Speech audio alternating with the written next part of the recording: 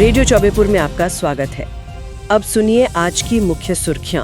अंतर्राष्ट्रीय अंतरिक्ष स्टेशन पहुंचने वाले पहले भारतीय अंतरिक्ष यात्री शुभांशु शुक्ला से केरल और उत्तर प्रदेश के छात्रों की बातचीत। आइजोल को रेलवे नेटवर्क से जोड़ने के लिए पूर्वोत्तर सीमांत रेलवे का कार्य प्रगति पर। भोपाल में यूनियन कार्बाइड के 358 टन जहरीले कचरे का निपटान पूरा। अमिताभ बच्चन द्वारा होस्ट किए जाने वाले शो कौन बनेगा करोड़पति के 25 साल पूरे। हॉलीवुड सुपरस्टार ब्रैड पिट की युवा अभिनेताओं को सलाह, इंडस्ट्री के दबाव में न आए। खेल मंत्रालय भारतीय खेल के भविष्य पर संवाद के लिए स्पोर्ट्स एनक्लेव आयोजित करेगा। 2036 ओलंपिक मेजबानी बोली पर चर्चा के लिए भारतीय प्रतिनिधि मंडल की लुसाने यात्रा से महत्वपूर्ण जानकारी प्राप्त। गायक रोचक कोहली का मानना है कि आर्टिफिशियल इंटेलिजेंस संगीतकारों के लिए खतरा नहीं बल्कि एक शक्तिशाली उपकरण है। सूचना एवं प्रसारण मंत्रालय द्वारा टीआरपी प्रणाली में संशोधन प्रस्तावित। आलिया भट्ट ने रणबीर कपूर की फिल्म रामायण के फर्स्ट लुक पर प्रतिक्रिया दी। रिलायंस रिटेल वेंचर्स लिमिटेड ने यूके स्थित skin care brand face gym में हिस्सेदारी खरीदी। टीवी शो क्योंकि सास भी कभी बहू थी के 25 साल पूरे। Deepika Padukone Hollywood walk of fame पर स्टार पाने वाली पहली भारतीय अभिनेत्री बनी। कांटा लगा के निर्माता राधिका राव और विनय सप्रू ने स्वर्गीय शिफाली जरीवाला को श्रद्धांजलि दी। सीक्वल नहीं बनेगा। आमिर खान मेलबर्न के भारतीय फिल्म महोत्सव के 16वें संस्करण के मुख्य अतिथि होंगे। पाकिस्तान की हॉकी टीमों को भारत में एशिया कप और जूनियर विश्व कप में खेलने की अनुमति, दिलीप तिर्की ने फैसले का स्वागत किया। पहला खेलो India water sports festival Srinagar की डल झील में 21-23 अगस्त तक होगा। विश्व मुक्केबाजी कप कजाकिस्तान, हितेश गुलिया और साक्षी ने पदक पक्के किए। भारत के पदकों की संख्या बढ़ी। नीरज चोपड़ा क्लासिक भाला फेंक प्रतियोगिता शनिवार को बेंगलुरु में। फुटबॉलर डियोगो जोटा का स्पेन में कार दुर्घटना में निधन। शुभमन गिल इंग्लैंड में टेस्ट मैच में दोहरा शतक बनाने वाले पहले भारतीय कप्तान बने। गावस्कर का रिकॉर्ड तोड़ा। 7 जुलाई को विश्व चॉकलेट दिवस और वैश्विक क्षमा दिवस। अब पेश है आज की पूरी खबरें विस्तार से। जी, तो सबसे पहले बात करते हैं भारत के पहले ISS अंतरिक्ष यात्री शुभांशु शुक्ला की। हाँ, ये तो बड़ी खबर है। बिल्कुल। केरल और उत्तर प्रदेश के कुछ छात्रों को उनसे सीधे बात करने का मौका मिला। अच्छा, क्या पूछा बच्चों ने? बच्चों ने अंतरिक्ष में जीवन से जुड़े सवाल पूछे, जैसे कि वहाँ खाना कैसे खाते हैं, नींद कैसे आती है और अगर कोई बीमार पड़ जाए तो क्या होता है। दिलचस्प सवाल है। ये निश्चित रूप से युवाओं को विज्ञान की ओर प्रेरित करेगा। जी, अब पूर्वोत्तर की बात करें तो मिजोरम की राजधानी आइजोल को रेलवे नेटवर्क से जोड़ने का काम चल रहा है। ये भी अहम है। पूर्वोत्तर सीमांत रेलवे कर रहा है ये काम। हाँ, पूर्वोत्तर सीमांत रेलवे ही ये 52 किलोमीटर लंबी रेल लाइन बना रहा है। इससे कनेक्टिविटी में काफी सुधार होगा। जरूर। और एक और महत्वपूर्ण खबर भोपाल से है। हाँ, वो यूनियन कार्बाइड फैक्ट्री का जहरीला कचरा, उसका निपटान आखिरकार पूरा हो गया। कितना कचरा था ये? कुल 398 टन जहरीला कचरा था। इसे पिथमपुर के एक संयंत्र में भस्म किया गया है। इसमें करीब 6 महीने लगे। अच्छा, ये गुरुवार को पूरा हुआ काम? जी हाँ, गुरुवार को। और अब जो राख बची है उसके भी वैज्ञानिक तरीके से निपटान के लिए कदम उठाए जा रहे हैं। चलिए, ये एक लंबे समय से लंबित मुद्दा हल हुआ। अब थोड़ा मनोरंजन जगत का रुख करते हैं। ये कौन बनेगा करोड़पति ने 25 साल पूरे कर लिए। हाँ, 3 जुलाई 2000 को शुरू हुआ था ये शो। गुरुवार को 25 साल हो गए। और अमिताभ बच्चन ने एक्स पर मतलब ट्विटर पर एक बहुत ही भावुक संदेश भी साझा किया है। सही। इसी के साथ एक और मशहूर टीवी शो क्योंकि सास भी कभी बहू थी, उसने भी 25 साल पूरे कर लिए।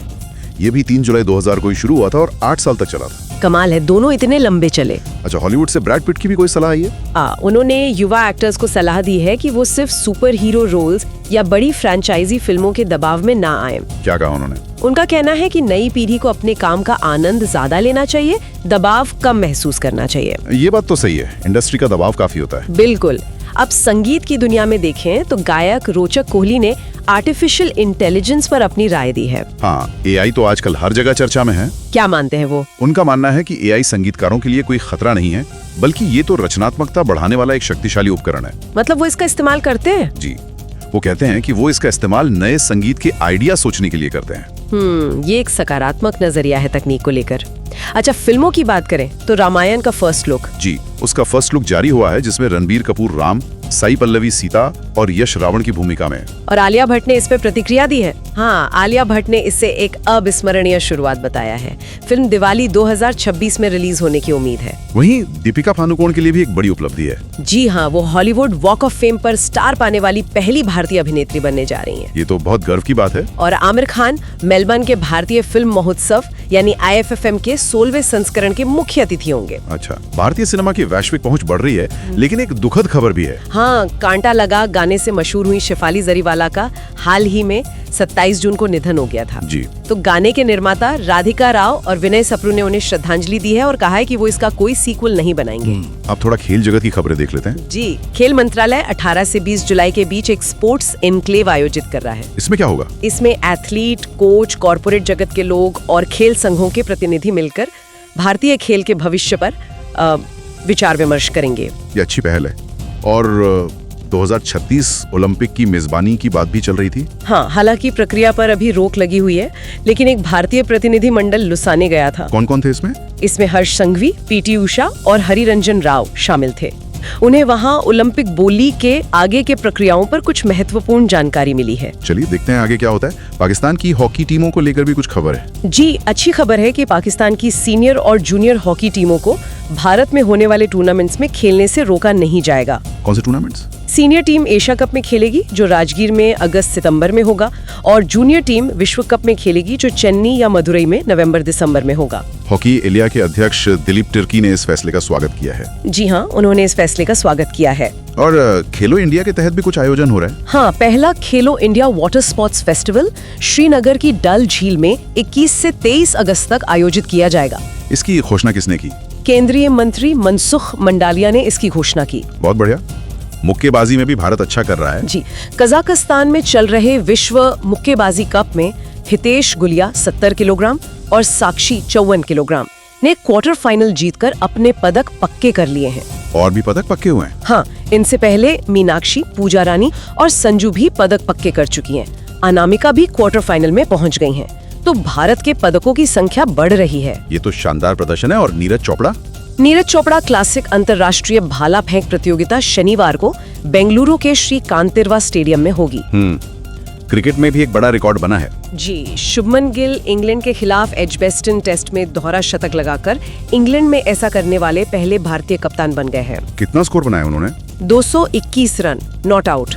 उन्होंने सुनील गावस्कर का रिकॉर्ड तोड़ा है। वाह, ये तो ऐतिहासिक पारी है। लेकिन खेल जगत से ये दुखद खबर भी है। हाँ, लिवरपूल और पुर्तगाल के फुटबॉल खिलाड़ी डिएगो जोटा का स्पेन में एक कार दुर्घटना में निधन हो गया है। वो सिर्फ 28 साल के थे। ओह, बहुत दुखद। ईश्वर उनकी आत्मा को शांति दे। अब थोड़ा कारोबार और मीडिया जगत की खबरें। जी, रिलायंस रिटेल वेंचर्स लिमिटेड ने यूके के skin care brand face gym में हिस्सेदारी खरीदी है। अच्छा, तो अब ये भारत में भी मिलेगा? हाँ, योजना है कि इसे जल्द ही भारत में टीरा प्लेटफॉर्म के जरिए लॉन्च किया जाएगा।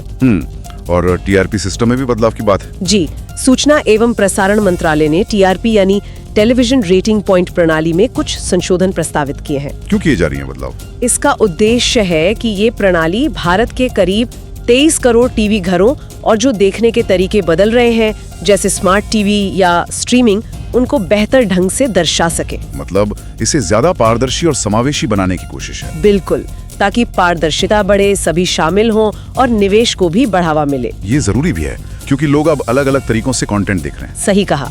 और अंत में 7 जुलाई को 2 विशेष दिन मनाए जा रहे हैं। कौन से? एक तो विश्व चॉकलेट दिवस और दूसरा वैश्विक क्षमा दिवस। अच्छा, चॉकलेट दिवस और क्षमा दिवस। जी, घर पर चॉकलेट बनाने और क्षमा के महत्व पर आधारित कुछ गतिविधियां भी सुझाई गई हैं। तो ये थी आज की कुछ प्रमुख खबरें। जी, काफी कुछ हुआ है देश और दुनिया में। इसी के साथ रेडियो चौबेपुर का बुलेटिन समाप्त होता है। फिर मुलाकात होगी एक नई रिपोर्ट के साथ। नमस्कार।